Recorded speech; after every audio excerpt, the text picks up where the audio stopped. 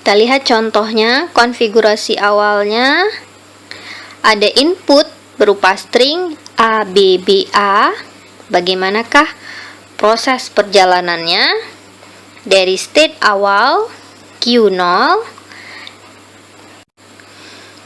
input A akan bergerak ke Q1, kemudian dibaca input berikutnya B bergerak ke Q2, baca input berikutnya lagi B, maka bergerak ke Q3, dan baca input yang terakhir yaitu A sampai di Q4.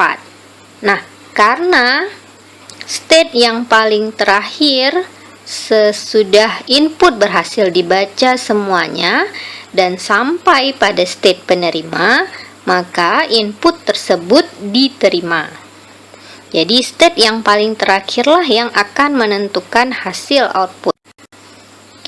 Contoh lainnya yaitu contoh kasus yang ditolak. Di sini inputnya A, B, A.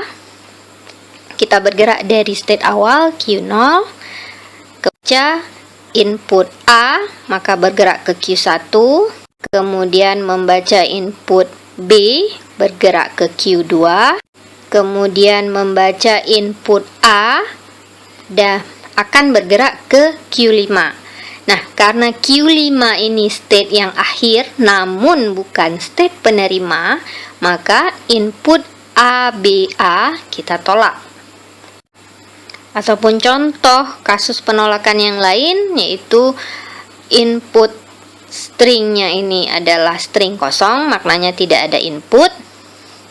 Nah, jika kita bergerak, jika tidak ada input, maka state langsung kita akan berada di state awal yaitu Q0, dan Q0 ini bukan state penerima, maknanya input lambda ataupun string kosong juga ditolak. Jadi otomata ini hanya menerima satu string yaitu A, B, B, A.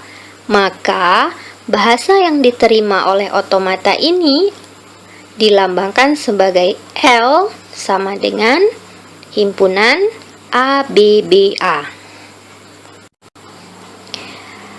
Kesimpulannya, untuk menerima suatu string, semua input harus berhasil dibaca dan state terakhir adalah state penerima. Sebaliknya, untuk menolak suatu string, semua input harus berhasil dibaca dan state terakhir bukanlah state penerima.